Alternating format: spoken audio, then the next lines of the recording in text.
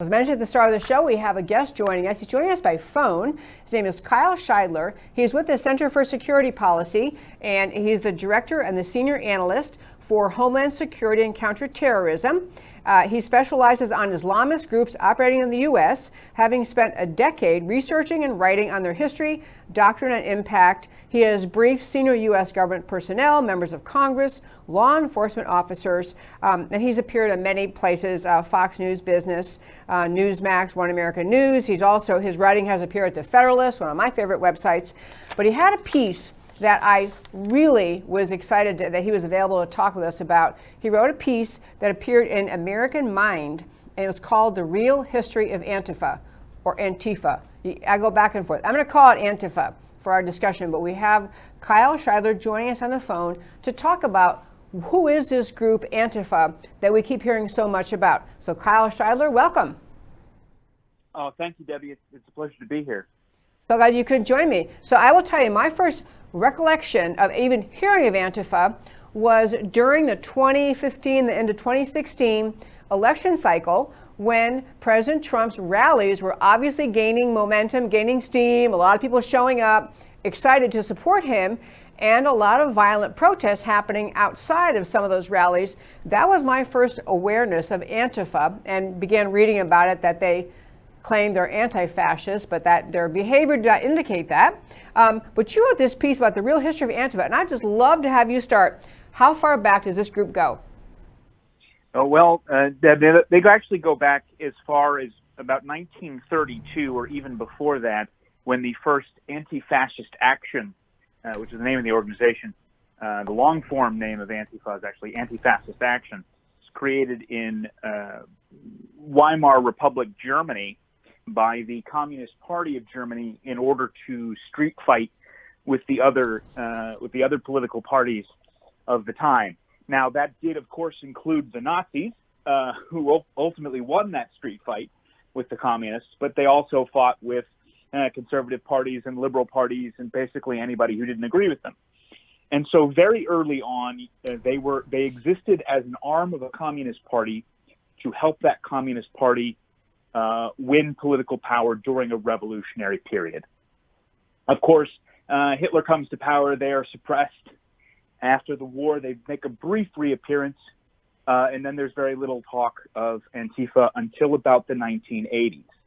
So for those of you familiar with European history, in the 1960s and 70s, Europe is racked by a series of communist urban guerrilla movements, the most famous being the Red Army faction, also known as the Baader-Meinhof gang, and some others. In Italy, for example, the Red Brigades is a good example. They are eventually suppressed, but they are a communist urban guerrilla movement. They engage in kidnappings and bank robberies and assassinations, and they are slowly suppressed beginning in the late 70s. And so this movement, the ideas that motivated this group pop up again in the early 80s in something called the German squatters' rights movement. And it's an ideology known as autonomism, or autonomous movement. You may see, you called the Seattle situation a no-go zone. What the phrase they're actually using is Seattle Autonomous Zone. And by autonomous, they mean no government, no police, no capitalism. And so this is the ideology of Antifa. They, in the early 80s in Germany, they formed the very beginning of what we see as Antifa street tactics, things like the Black Bloc. The images you see when people say Antifa, of the big group of guys, and they're all wearing black and wearing masks and carrying crowbars, and that's a Black Bloc. And they exist to engage in riotous behavior and violence amidst protests. That is their essential purpose. And to fight with police and anybody who disagrees with them. Okay, so I want to go back. I was taking notes. I even have your article in front of me and had read it a couple times, but I'm taking notes. So when you talk about what's happening in Seattle, and they're using the term autonomous zones, the Antifa people in America today in Seattle, they mean by that autonomous zones, no government, no police, no capitalism. Is that right? Yes. Mm-hmm. So I hate to be simplistic, or overly simplistic, but who's in charge then if there are no police?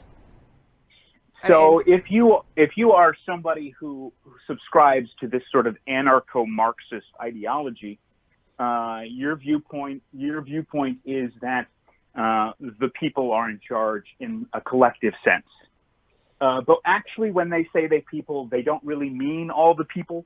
They don't mean the people in the sense that the founders of the U.S. meant the people in things like the Declaration of Independence and the Constitution.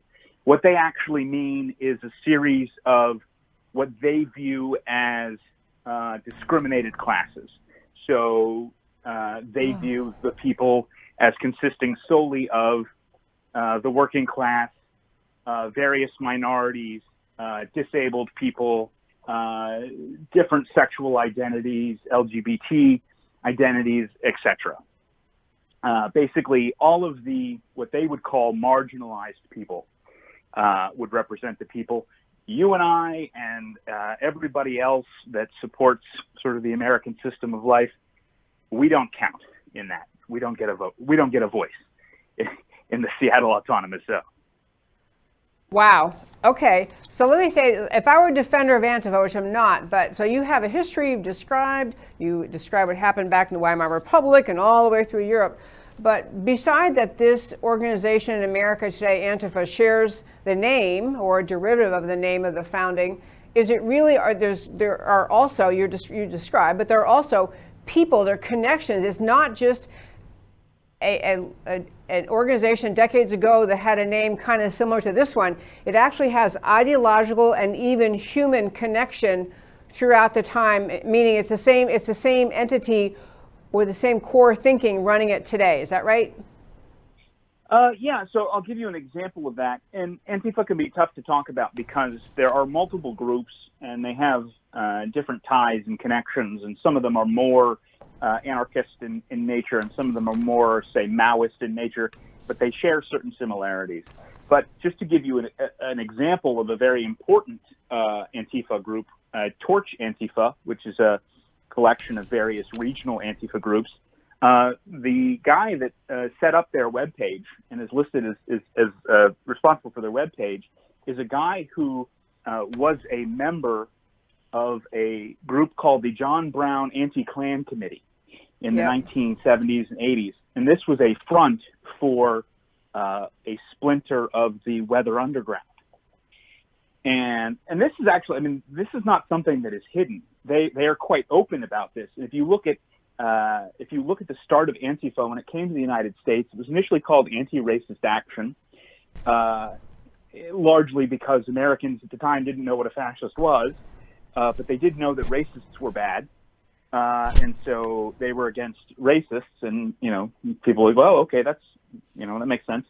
But they had very early on, setting up these groups, connections to traditional radical left revolutionary groups. So you have, for example, the connection I mentioned with Torch Antifa and the John Brown Anti-Klan Committee. You also have connections to the International Workers of the World, known as the Wobblies, which is a radical socialist organization that goes back all the way to the 1910s and 1920s, when they were organizing miners' strikes and fighting with the Pinkertons. So there is a history of American radical socialist organizing that it's a thread that runs through Antifa to today.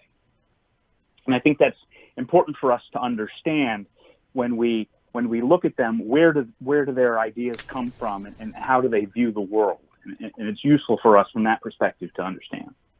Oh, Kyle, it is so important to understand that, because I think actually many Americans, all the chaos we have now, going on now, many Americans saw that horrible incident in Minneapolis. You saw Officer Chauvin with his knee on George Floyd's neck, and for almost 9 minutes, ultimately resulting in his death. You have, so people saw that and they thought that's terrible. And so when people are feeling defensive, they're feeling concern for minorities, they're feeling concerned about the power of the police, they're wanting America to be a just society, they don't want to have the sense that this kind of thing maybe happens all the time, it's hidden from us. very easy for left-wing forces to bring agitation to America, to get a lot of people behind them and think, well, of course all this chaos is only tied to the chaos we're watching in the cities around the country. It's really only tied to what happened in Minneapolis, and maybe it's a bit of an overreaction, but that was a terrible incident. People feel sympathy for it, and so they don't even pay attention to who it is who's engaging in and leading these kind of, and you can't even call them marches. They're rioting, mob, arsonists, murderers, property, the people who destroy property. So it's a truly a mob, a riot. And yet, I think because so much sympathy still, and should be, sympathy for George Floyd's family, disgust for what happens, we can lose track of who it is who's getting stirred up, and we can think it's all due to that, when really we're watching. I see this as more of an invasion. I know they're Americans, so it's not a foreign invasion, but it's really an attack on the very, this current violence we're seeing by Antifa is an attack on the very identity, the structure of America. Do you think that's too strong? No, I think that is deliberately the case. I mean, you mentioned quite rightly that the American people see injustice and are exercised about it, and so they want to do something. But then they you turn to a group like this, and all of a sudden they'll say, well, the real reason for this is systemic racism, and the United States is founded upon white supremacy, and we have to destroy white supremacy, which means destroying the American capitalist system. And you go, wait a minute, what? Yeah. But that is the explicit logic, right? And so that's why, you have Antifa that claims to fight against fascists, but they also fight the police, as we've seen quite explicitly. And they have slogans, things like cops and the Klan go hand in hand. Yep. And they argue that there is no difference between law enforcement and a neo-Nazi, and that the American system as it exists, and not some corruption of the system, right? Not some corruption of the system that is different from what our founders intended, but that the vision of our founders was inherently white supremacist. And the problem we have today is that this logic, which comes out of the 60s revolutionary movements, I mean, if you read the manifesto of the Weather Underground, they say explicitly the country was founded on white supremacy.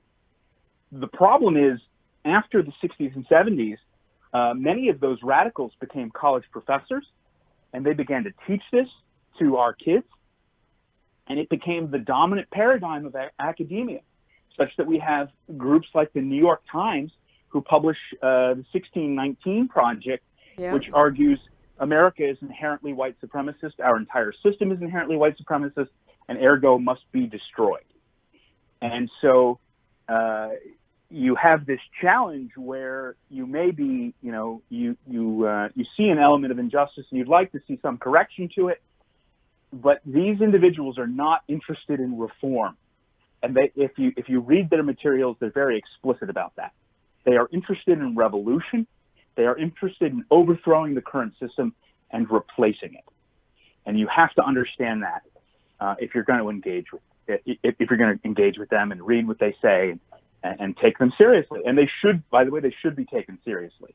They mean what they say. They are not joking around. It might seem, and a lot of people, they see this situation in Seattle and they kind of get some laughs about it, right? They say, oh, well, what a bunch of snowflakes. What are they going to do when actual crime happens, so on and so forth. These people mean to replace the government. They really do mean it. Are they capable of doing that right now? Not yet, but they're working on it, and they're very serious about it, and you should take them seriously. They are very serious about it. I've commented, that was a brilliant summary.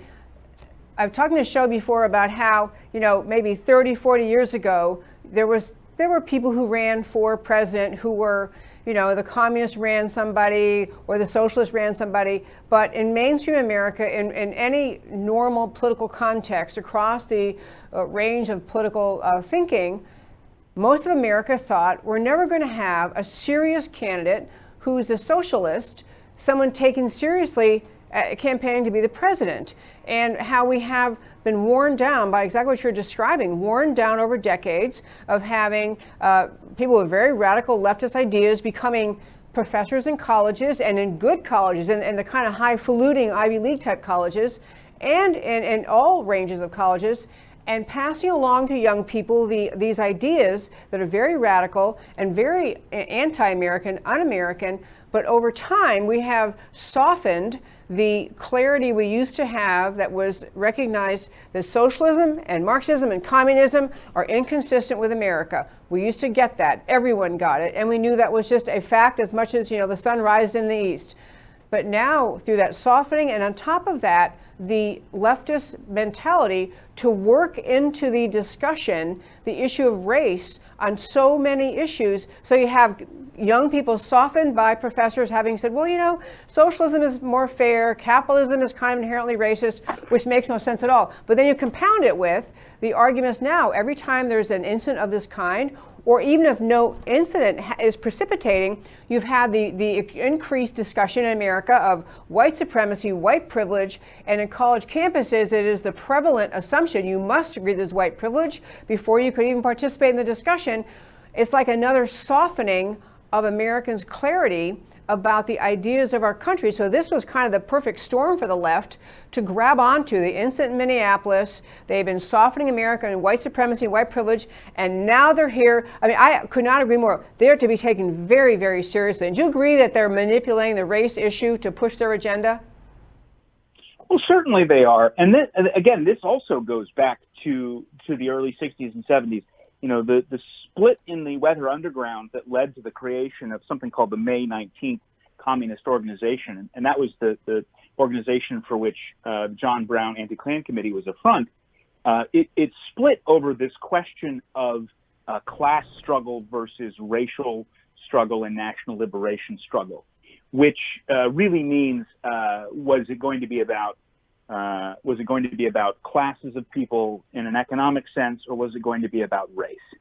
And in the radical politics, racial struggle won overwhelmingly that argument, and that became the area of debate, and that became essentially the fight, that you could not advance a revolutionary leftist politics without acknowledging the foremost importance of what we think of today. They didn't use this term, but what we think of as today is identity politics. Right? Yes. So that's why you'll read screeds from these people, and they'll very quickly have to run through the various intersectional lists of various approved minority identities, which are projected on groups of people who may not even accept them, right? But this becomes their argument, and so they use opportunities to create these issues and heighten this divide.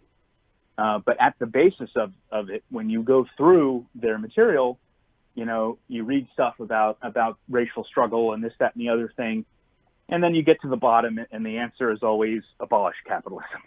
It is, and I want to jump in and say one thing I think is so, if you're a strategist for the left and you want to bring more people along to your radical ideas, in America, for most of our time as a country, most people understood our prosperity was born of freedom, of free markets, entrepreneurship, opportunity. We're the land of opportunity. It was very hard to convince people to accept socialism. When you look around the world and you see that the socialist/communist countries, they're always poor, they always have worse standard of living, and so to just continue to argue just by itself economic issues, it was hard to convince. I'm thinking like a strategist for the left. It's hard to convince people, yeah, let's go with socialism. It's working exactly nowhere. But once you introduce race and you have that be the pivotal question, first of all, no one on this planet Earth since time began has ever chosen their own race. It's the package you came wrapped in. That's what you are. But you can't, it's what you are, you can't change it.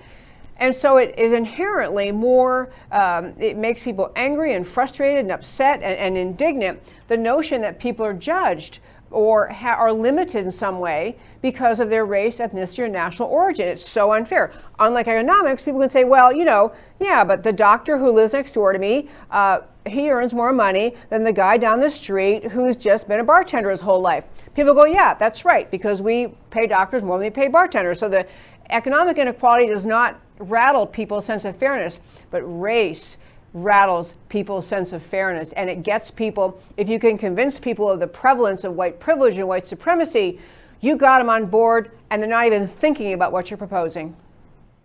Right. And of course, the great irony there is that the tug at the American heartstrings of concerns about race, I think, really show how successful the United States really has been at challenging these the discord of race that obviously was had a history in the United States, but the very fact that it bothers us as much as it does, I think, is suggestive that the American system, the American principles of equality before the law, are deeply embedded in us, and we take them very seriously. And so the communists and the radical left exploit that natural sense of wanting to see equality before the law. Absolutely is an American principle. But they take it and they exploit it to try to push something that is deeply foreign to the United States, which is collective rights over individual rights and collective group identities over a American identity. Absolutely true. And this kind of leads to the next thing about, we were talking about Seattle and just things happening in America at this time. If you think that the demands made by left-wing organizations in this country are all intended to help us get to a more perfect union, to get to a better place in America, to improve race relations, everyone's incentivized to say, sure, what do we need to talk about? Do we need, for example, to have maybe better police training? Do we need to work on, weeding out officers who behave badly? If you're looking for constructive suggestions, people of every race, ethnicity, national origin are all behind that. Yes, but when you realize the radical, jumble them all together, socialist, Marxist, communist, left-wing agenda of Antifa and the Black Lives Matter today, it should get us around to recognizing you can't negotiate any of this, because what they're saying is, we want to destroy your country, your constitution, the premise of individual liberty, the rule of law. We want to destroy all of that. Okay, well, how can we negotiate now? And the answer has to be a stronger pushback to no, we're not going to change anything about the foundational ideas of America to satisfy this insurgency. What's your thought? No, and this is the danger of groups like Antifa and BLM, right? Is that they push. I don't know if you're familiar with the term Overton window. Oh yeah. But they push the Overton window such that we are, look at what's now being considered in the U.S. Congress in terms of police reforms, policies that would represent an almost total destruction of federalism by having federal oversight of state and local law enforcement. It's, it ought to be intolerable, but this is being floated as a middle of the road policy because Antifa argues for the abolition of the police. And how interesting it is that we started this situation with a debate about reforming the police, and now we are having to seriously debate with people whether or not the police should exist at all. Yeah. That is the power of a movement like Antifa, where they can very successfully push the argument to the extreme, and then even if you manage to successfully walk them back several steps, you're still in a place you don't want to be. You never wanted to be in. Absolutely. And it's so very hard for people in politics who may have more of a bully pulpit, members of Congress, Senate, anyone who has a national bully pulpit, is even tiptoeing into the arena of discussion that says, we're not going to negotiate at all with these people because they want to destroy America. people are afraid, I think, to even speak up along those lines because they can see how quickly the left will pounce. If you say, for example, we're not going to agree not to prosecute the rioters, we're not going to defund the police, the answer to all your demands are no, no, no, no, no. We don't have very many people in Washington who will say that because they are not, with the kind of things we're talking about here, are not commonly understood, and they anticipate the way the media will treat them, the way their constituents will treat them, and so there's a need for a massive education project by the right, by the Center for Security Policy and others, but by the right to help people understand. Don't think we're not in a battle of, this is not even left versus right. This is not black versus white. This is America or destruction of America. I'm grateful you all are writing, and actually you had a great panel the other day. I think it was entitled Antifa is a Foreign Import Insurgency to Overthrow the U.S. Constitution. That kind of says it all. I want to encourage our listeners to listen to the panels you all put together at Center for Security Policy, to read your website. It's one of my go-to websites. I appreciate so much that you put all this great stuff out there. centerforsecuritypolicy.org. And I'm so glad you were available to join me today. So Kyle Shideler, in our closing remarks here, what do you want Americans to learn about this protest we're in, what they should do once they understand what the problem is? Well, I think they need to understand, first and foremost, that America is not systematically racist. Our founders were not systematically racist. Our police are not systematically racist. And they need to understand that these agitators are a threat to the Constitution. They are a threat to the Constitution. And if properly ordered, our law enforcement and our intelligence officials would take this threat very seriously, and they would work to uncover, disband, disrupt these sorts of plots before they get started. They are not where we would like to see them right now. I think we need pressure. The Center for Security Policy has led in arguing for a designation for Antifa as a terrorist organization in support of President Trump. And we think that you can prove this. We should be calling for hearings on Capitol Hill about this topic.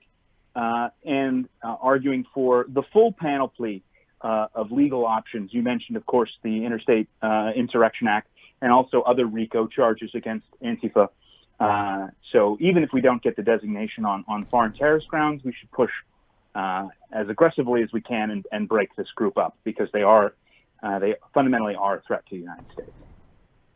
Kyle Shideler, this was a great interview. Thank you so much. I'm so happy you were available today. Thank you so much for joining me. Thank you. Great interview, folks. I got to tell you, go to their website, Center for Security Policy, I think it's .org. It's actually where my computer goes. You know, when I just type in CE, it pops up Center for Security Policy. They did great stuff, very informative.